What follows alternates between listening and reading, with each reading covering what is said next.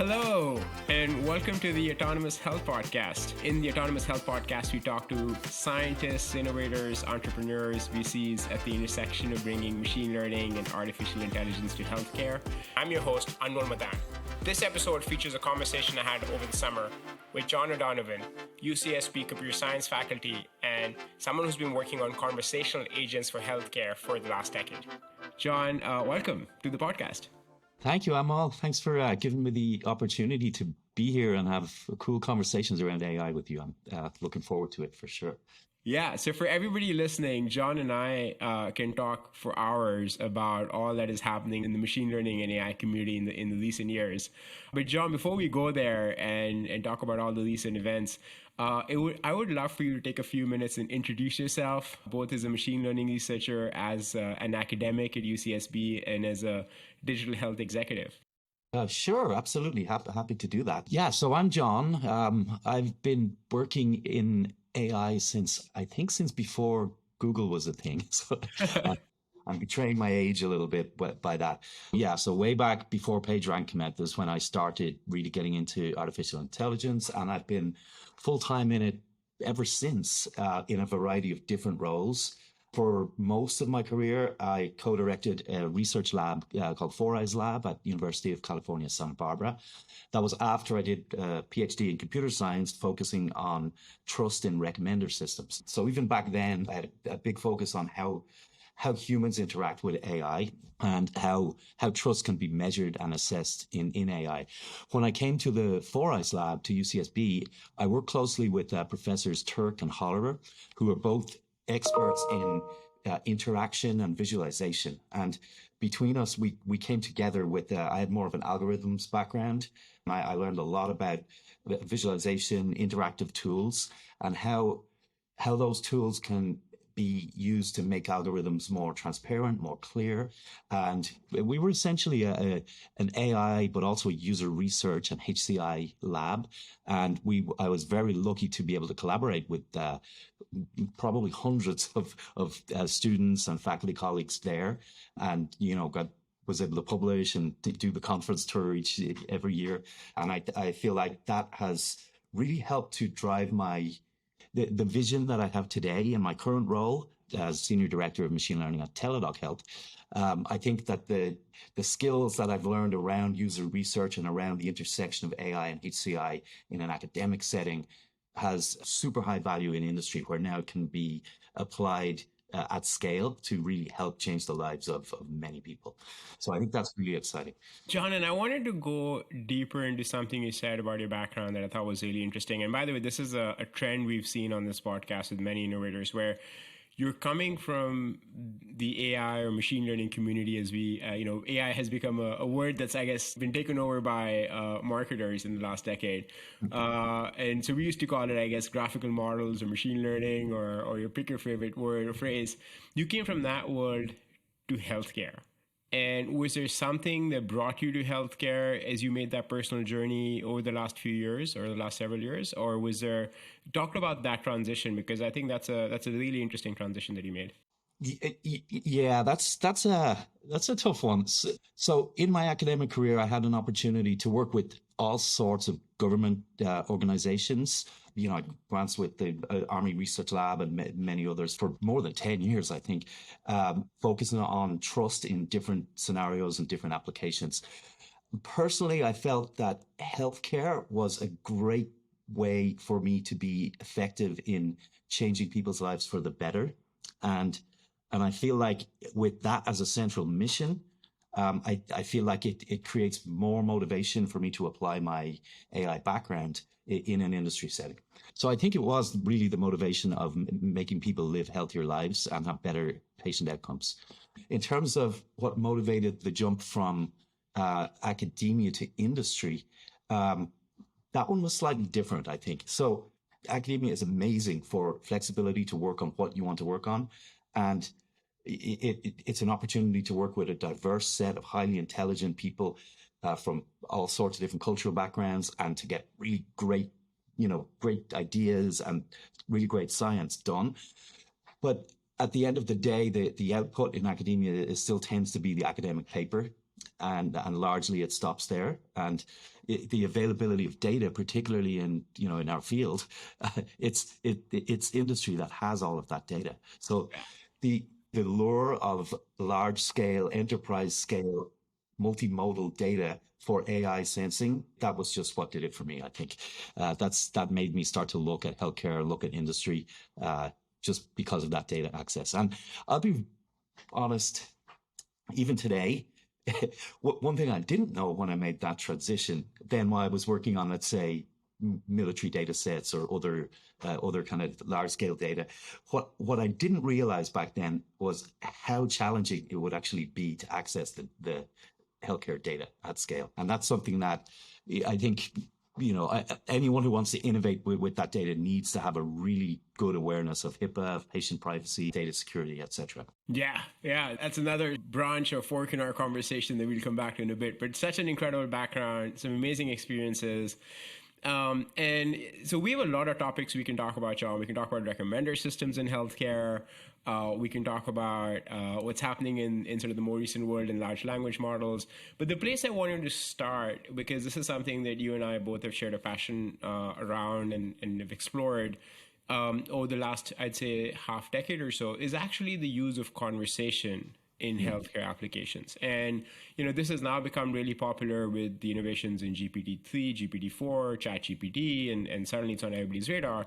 But you and I have probably been talking about this problem now for well before that. Right. And there's a whole body of work around thinking about the role of conversation and conversational models and conversational agents in healthcare applications.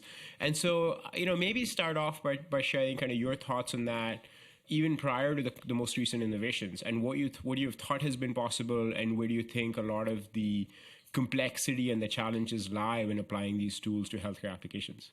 Sure, happy to dive into that a little bit. So just for a little context, so yes, we've been having these conversations, and I run a enterprise scale chatbot project for Teladoc Health that does things like triage and standard, chatbot things. So what I'll speak to will come from that a little bit, but also from prior stuff as well.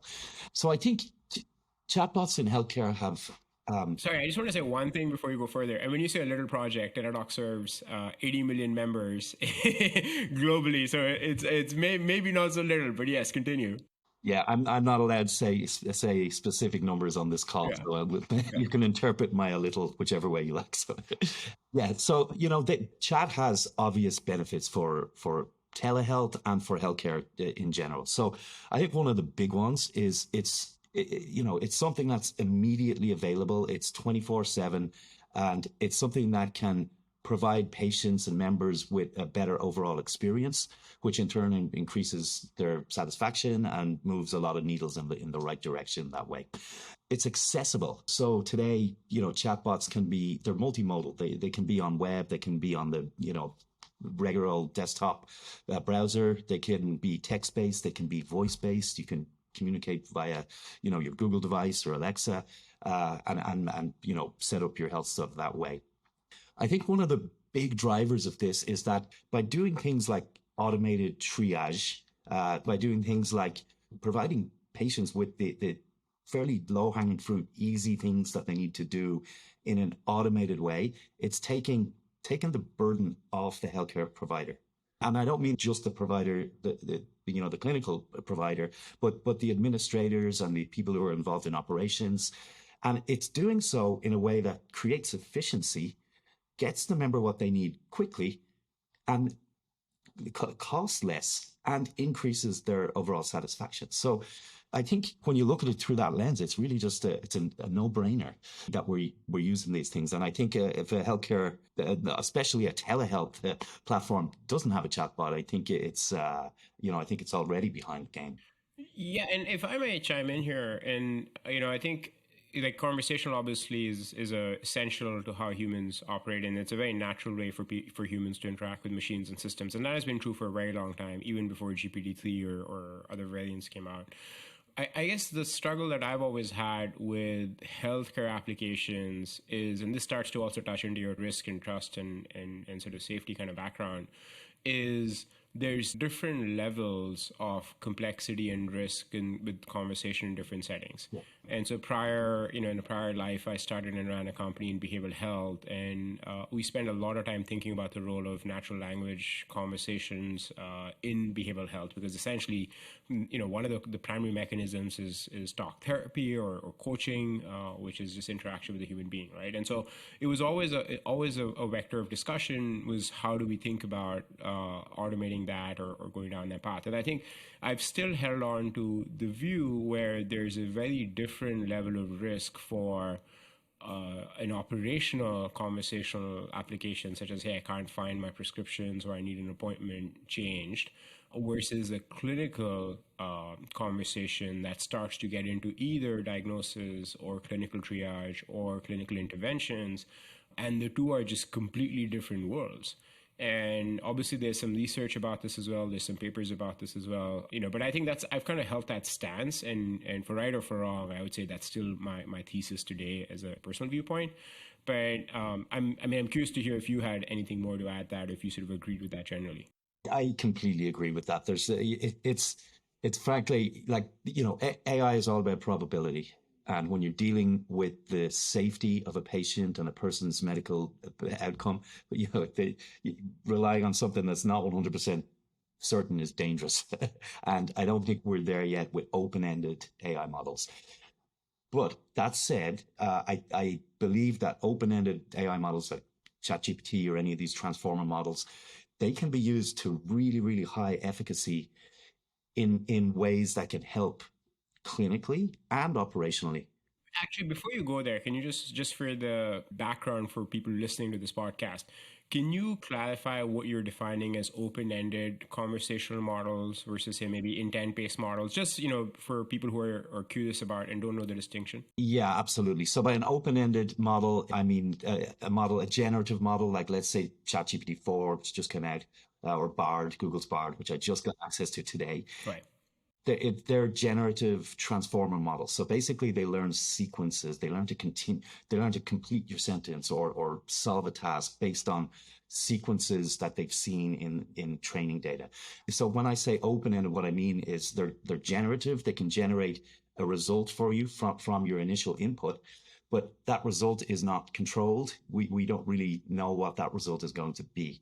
And for anyone who's played with the GPT tools, it's fascinating, right? It's solving all sorts of problems across our society. Yeah, and I think that distinction, just to kind of underscore, and the way I often frame the work of some of these transformer models is essentially they're learning the probabilities of words coexisting in a particular order or sequence.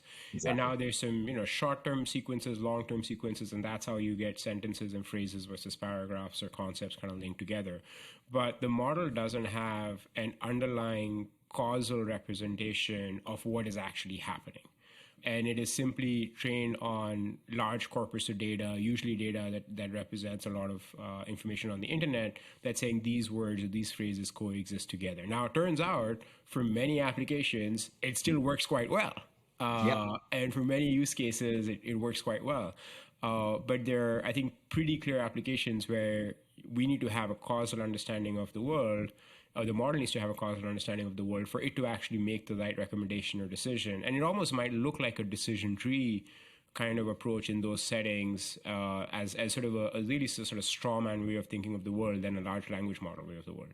And again, you can call me out on this if you disagree. I'm just kind of... No, I think that's exactly what it is, right? These models operate essentially by proximity in a really high dimensional space without any understanding of the semantics or the meaning of what's been output. And that's why these models, most of the time, give reasonable human-like answers, and other times give answers that are completely gibberish or incorrect, but still have the same style and confidence in the output.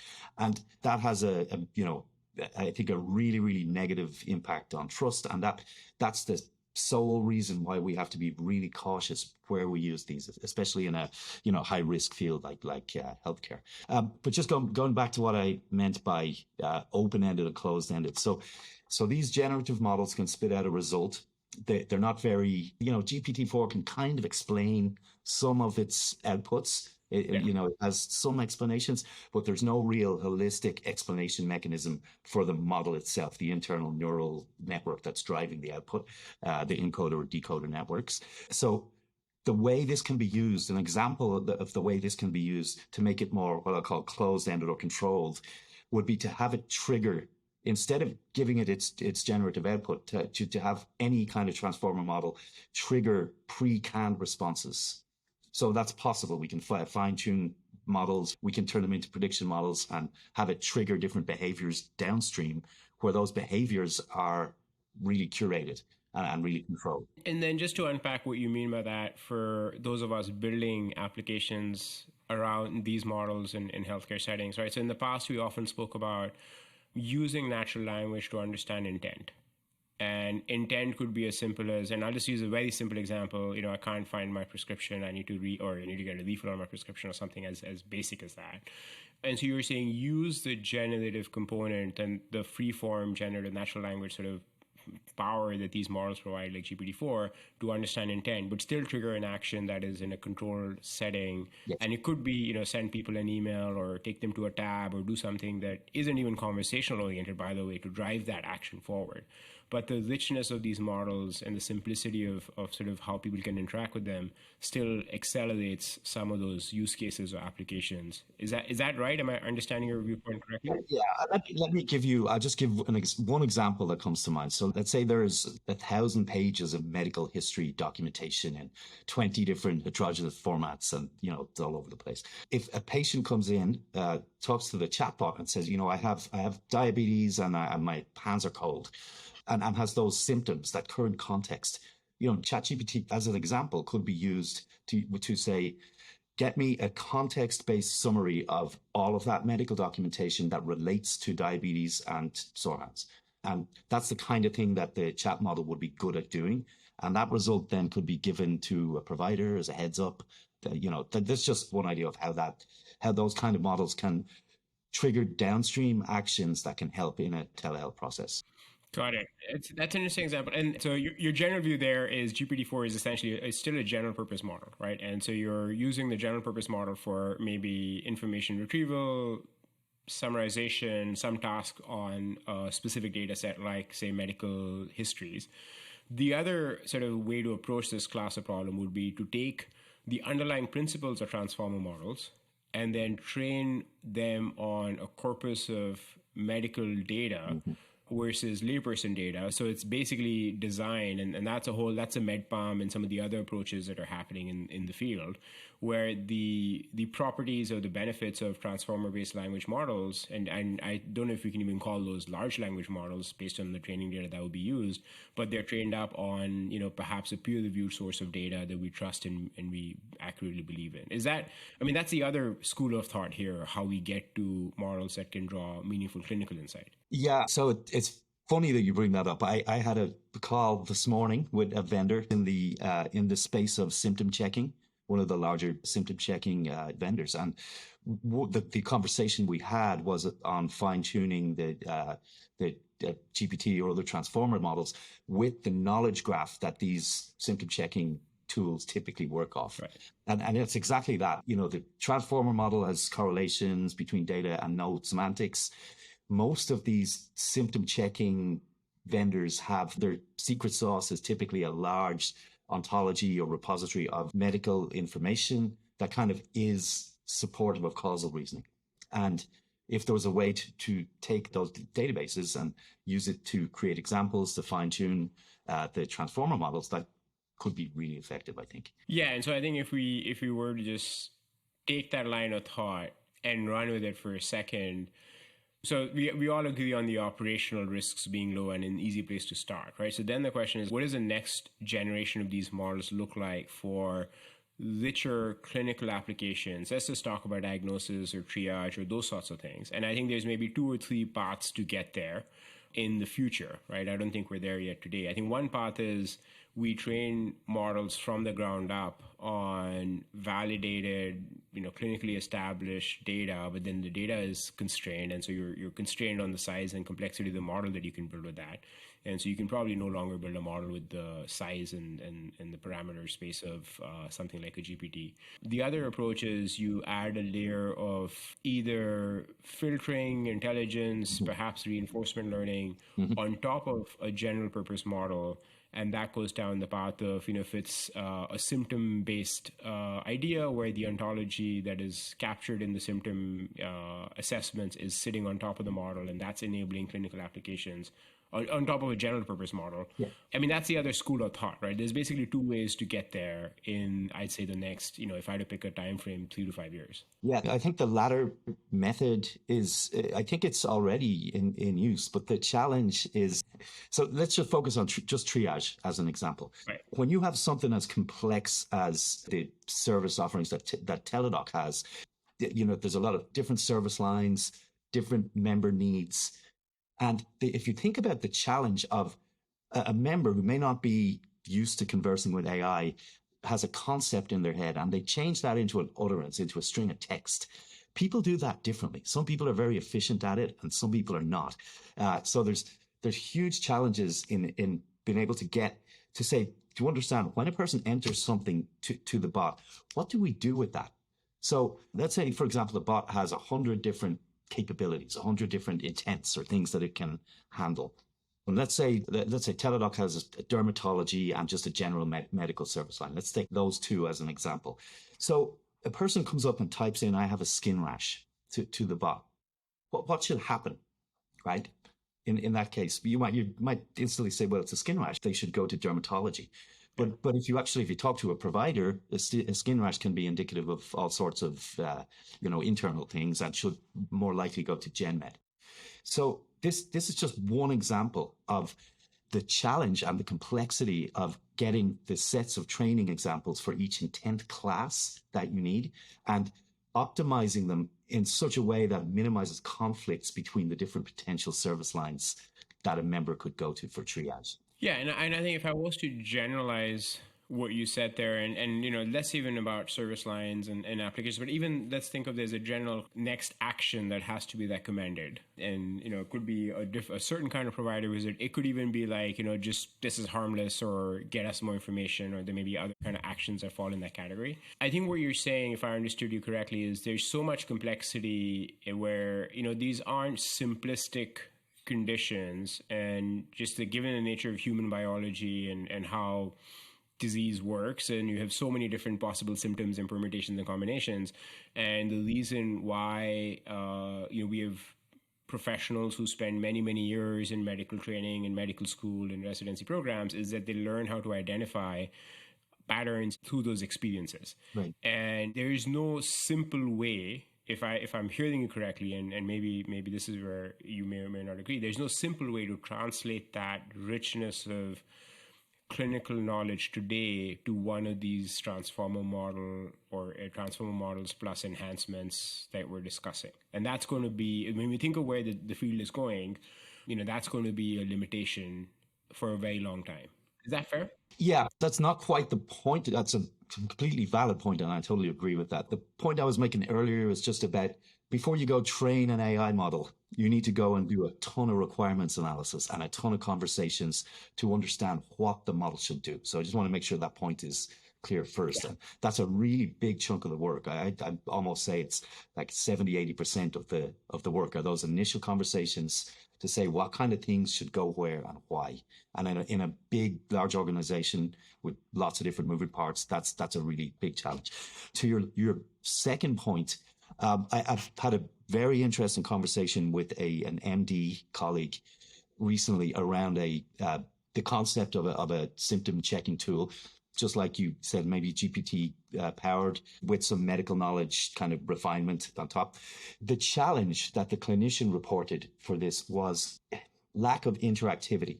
So the AI brought the clinician through a conversation about symptoms, and the clinician pushed back really, really heavily, saying, I want to digress from this conversation. I want to control this with additional nuances, additional things that I have in my head from my background.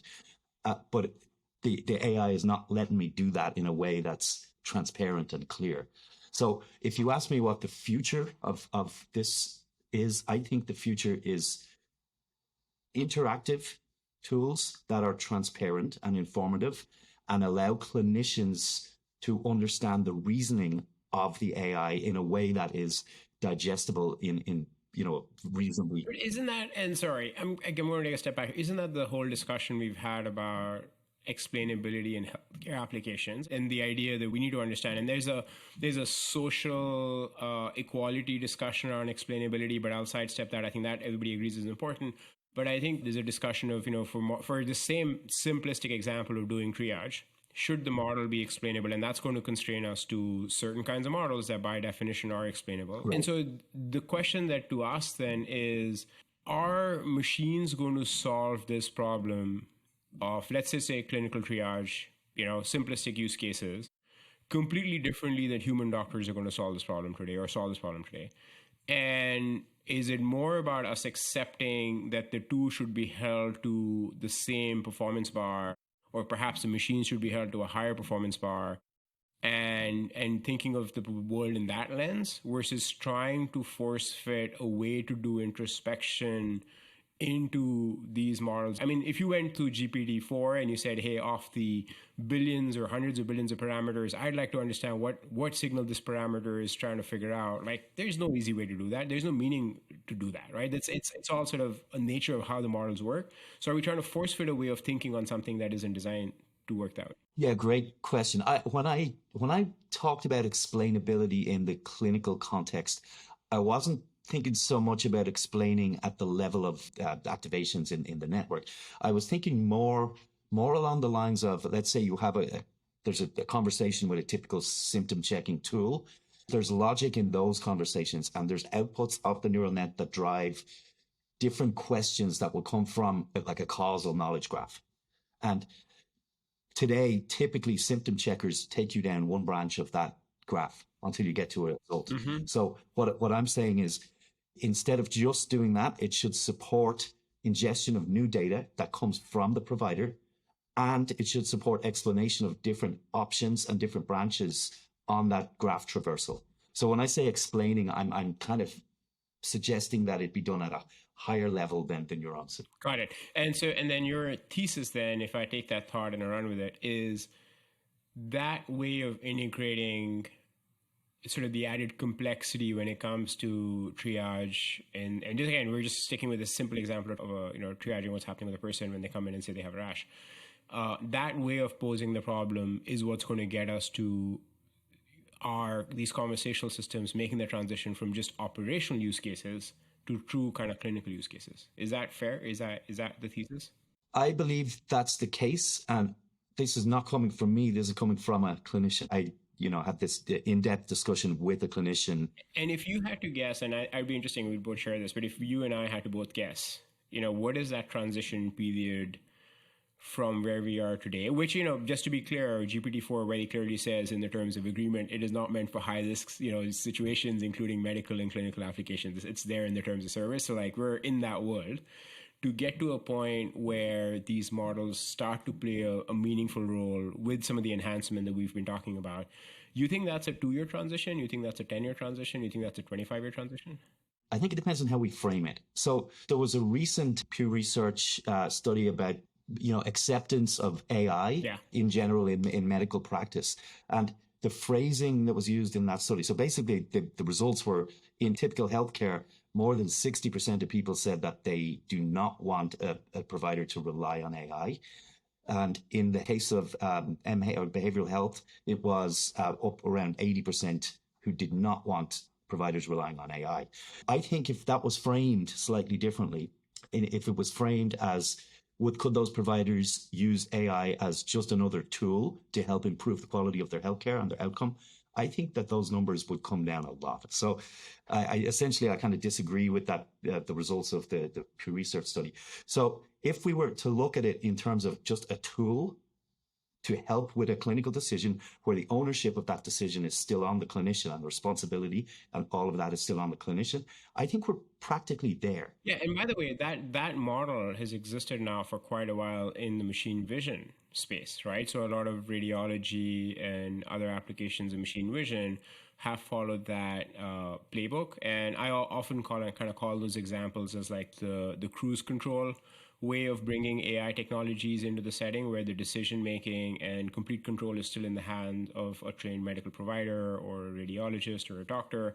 And the machines are simply augmenting their ability to interpret images with just a higher level of richness and fidelity and things like that. So I think that model is not a new way of thinking for machine vision type of use cases, but it sounds like what you're saying is we're also sort of there or almost there for language and not natural language type of experiences that use machine learning.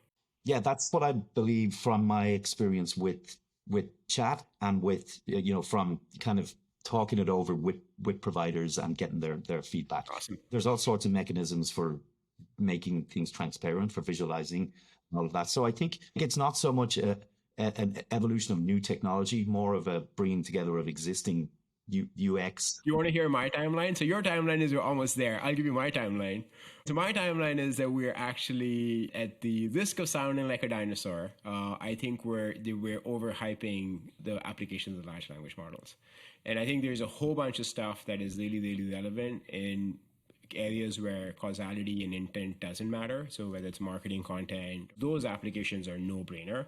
But I think the healthcare, and particularly the clinical use cases in healthcare, to me, I think my thesis, and again, we'll find out in the next few years, are a bit ways away. Maybe not 10, 15 years away, but I think at least a few years away, because I think there's a whole ton of learning, validation.